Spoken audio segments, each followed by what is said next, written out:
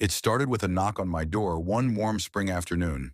I was out back, fixing up my little vegetable garden, when I heard it, three short, sharp knocks.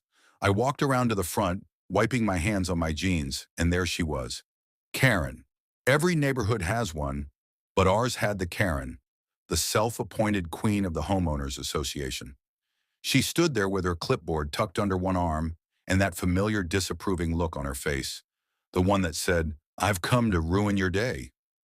"Good afternoon," she said in that sweet but sour tone.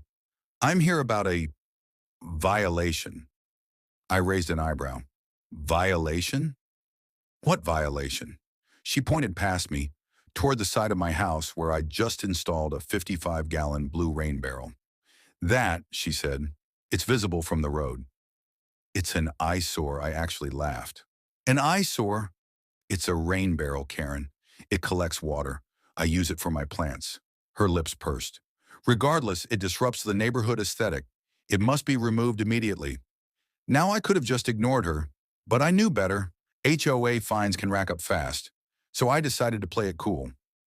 "I'll think about it," I said, closing the door. But inside I was boiling. This was my property. I'd paid for that barrel myself. I wasn't about to let some clipboard warrior tell me how to save a little water. A few days later, I got a letter from the HOA, an official violation notice, and a $250 fine if I didn't remove the barrel in 10 days. That's when I realized this wasn't just Karen being Karen.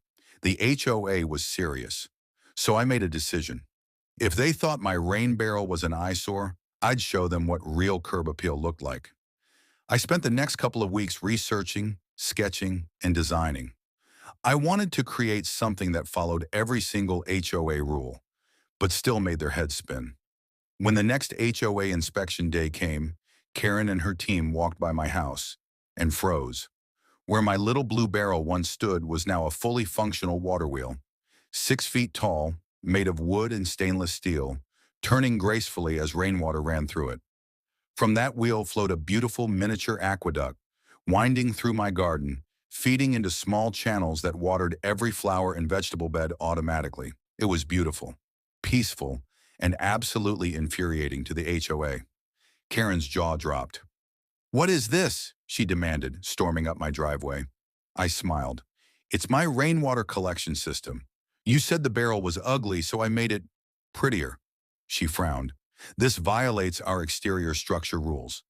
"Actually," I said, pulling a printed copy of the HOA bylaws from my pocket, "it doesn't. No structure under 10 feet tall requires prior approval, and since this is technically a water feature, not a storage tank, it's fully compliant." She glared at me like I just kicked her puppy. "We'll see about that." And she did. The next week I got another letter, unauthorized construction. They wanted me to remove the entire system immediately or face daily fines. But here's where things took a turn. You see, before I built the water wheel, I'd actually filed for a city permit. Not because I needed it, but because I wanted to make sure I was covered. The city inspector had come by, loved the design, and even took photos. So when the HOA tried to fine me again, I sent them a copy of the city's approval letter. They went silent. A few days later, I got a call from a local reporter. Apparently, someone from City Hall had told them about my eco-friendly backyard project. They wanted to do a story on sustainable home water systems. Of course, I said yes. When the news aired, it was titled, "Local Homeowner Turns HOA Dispute into Eco-Innovation." The segment showed my water wheel spinning in the sunlight, the aqueduct glistening as it carried rainwater across my garden. Kids from the neighborhood stood at my fence watching the wheel turn. Even people who used to ignore me started waving and smiling when they passed by. Karen? Not so much. She called an emergency HOA meeting, and this time I was invited to attend. The room was packed when I walked in. Karen sat at the front, looking like she'd been sucking lemons all afternoon. "Mr. Daniels," she said, "your water installation has caused quite the stir. It's unorthodox." "Thank you," I said. "I take pride in my creativity." She ignored the comment. "Several residents have expressed concerns about noise." "Noise?" I chuckled. "It's a gentle trickle of water." My neighbor across the street says he falls asleep to it now. Karen flipped a page on her clipboard. Regardless, it's not in keeping with the community's look. I leaned forward. Karen, the community's look is beige walls and manicured lawns. Forgive me for adding a little life to it. There were chuckles from a few of the other board members. Even the treasurer smirked. Karen snapped, "This isn't a joke." "Actually," I said,